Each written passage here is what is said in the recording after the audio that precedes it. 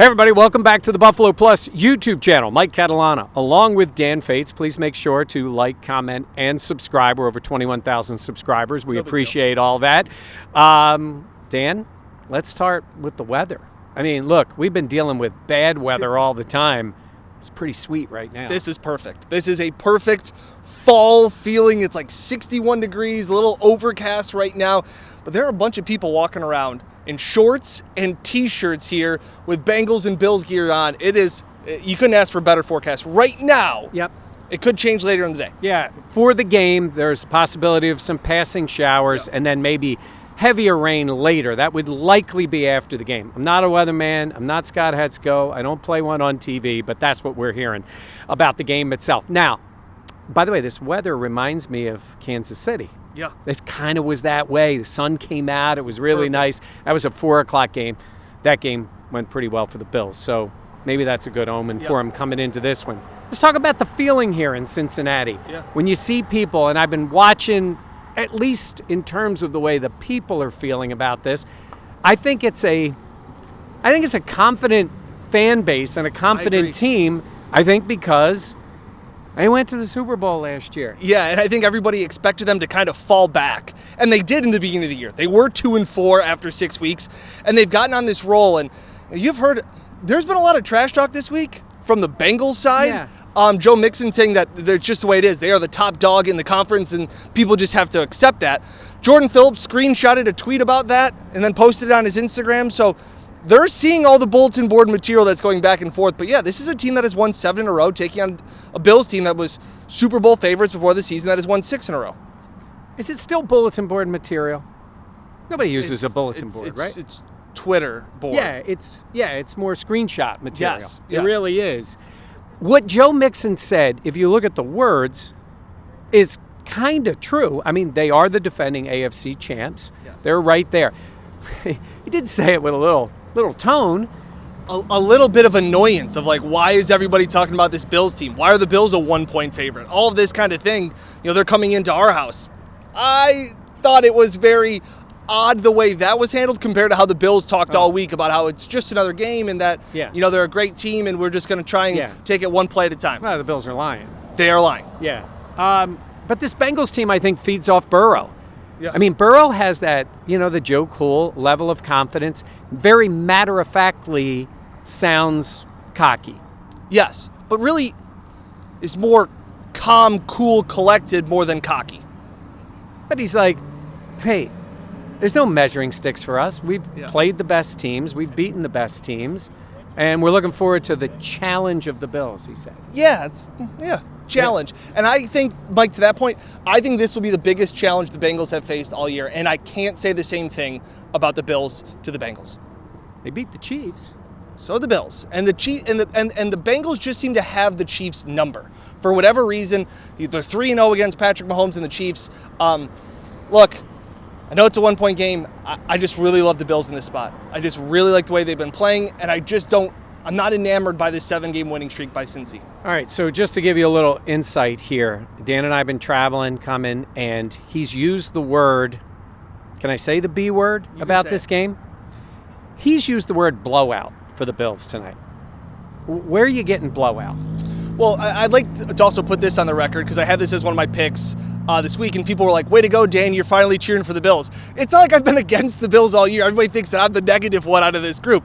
I just looked at this team, this Bengals team, and you see 7-game winning streak. Oh, wow. 2 of those teams had winning records. One of them being the Titans, who have now lost 6 in a row. I don't think their winning streak is nearly as impressive as what the Bills have done over the last 6 weeks. And I know you can say it's the Jets, the Dolphins, whatever. They were still better teams than what the Bengals have faced. Yeah, that's the case. I think the difference is a little bit, and this game is in Cincinnati for them. So it's the Bills having to do it on the road. Again, during the regular season, we've seen them do this. Look at Dan, he's adjusting the camera. He does it all. We've seen him do it before. It's funny you say they have the Chiefs number. We know the Bills should have beaten them 3 consecutive times. Yeah, and they should have. And listen, the other thing, too, is that the Bengals' right tackle is out. Yeah. And this is an offensive line that has had 5 guys, the same 5 guys, the entire season. The Bills and nearly every other NFL team has had to adjust and juggle with the changes. I've talked about this before, but like a defensive lineman is like a soloist. You're a guitar soloist. You're a ballet soloist. Like, you just do your thing. An offensive line is an orchestra, and I think it is a big change that they're going to have to adjust to. That I think that this is an opportunity for Greg Rousseau, Ed Oliver to kind of wreak havoc and get Joe Burrow not so cool. I'm really thinking there that you have made many golf analogies. You've made baseball analogies. It's your first ballet analogy. Ballet orchestra. How about that? Well, your daughter just started dancing. That's it. Yes, my daughter is a longtime dancer, and I've never made the ballet analogy. Wow. You're welcome. Principal dancer. That's it. And that's what they say. I get all that. I want to see how the Bills react to this setting, because it's like a playoff game without the elimination, right? Because you aren't eliminated. You lose a playoff game, the season's over. Yeah. But the reason I say that is, look, the Bills win this game.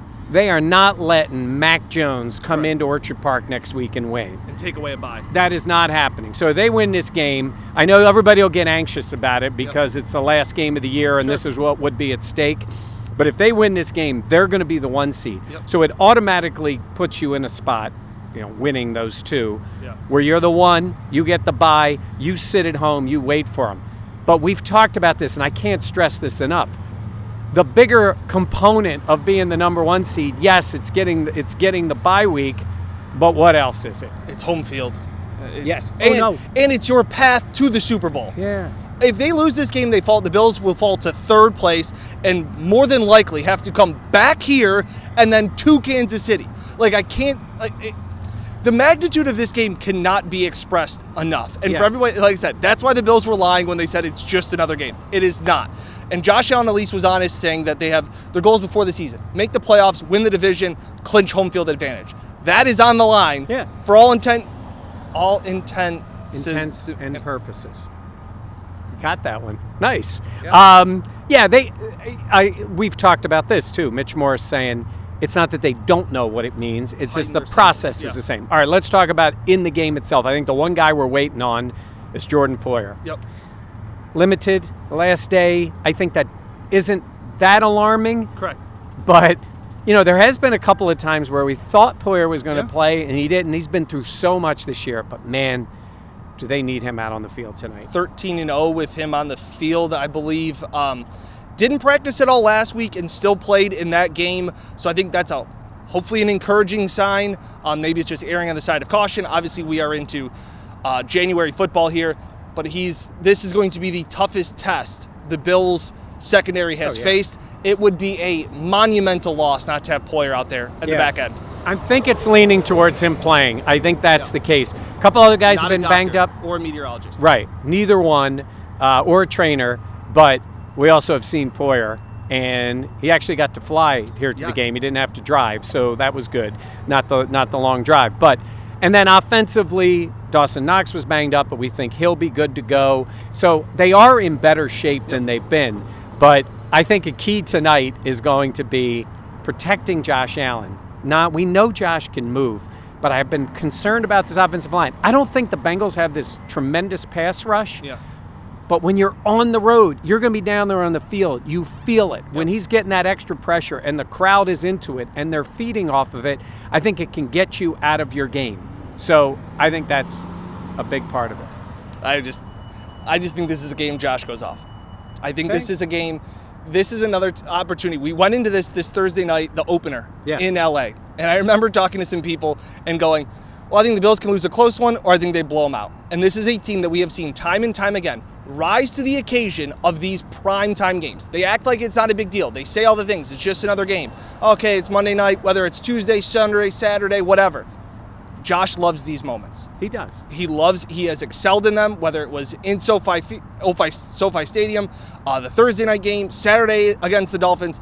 This team embraces these challenges. I think they rise again to this big one here. All right. Well, that's going to be the key tonight because it's our first look at Allen versus Burrow. I think it's the first of many between these two. I think these two. Friends. Yeah. And I think the chances of them playing in the playoffs are still really good, but they want that game in Orchard Park. I mean, people have been super nice here. Very nice. And the weather's great. And we haven't eaten any chili. But I don't want to be coming back here And the Bills don't want to be coming back here. You want those teams coming to Orchard Park. They put themselves in that spot. Yep. If you'd have said to them at the beginning of the year, you got to win your last 2 to get the 1 seed, they would have taken it. Absolutely. They would have taken it because it's in their hands to win. So we'll see what ends up happening. So we're going to be keeping an eye on everything. 6:30 tonight, we'll be live on the field previewing the game for you. Make sure you check that out. It'll also be on television if you're in the Rochester area and Buffalo area, starting at 7:30. So if you can't get to where you can see it on YouTube, make sure you check it out on television. And we're looking forward to it. It should be a lot of fun here in Cincinnati. We're on to Cincinnati. We're actually here in Cincinnati. And then they'll be on to the Patriots after that. All right, that's going to do it for us. Please make sure to like, comment, and subscribe. For Dan Fates, I'm Mike Catalano. We'll see you next time on Buffalo Plus.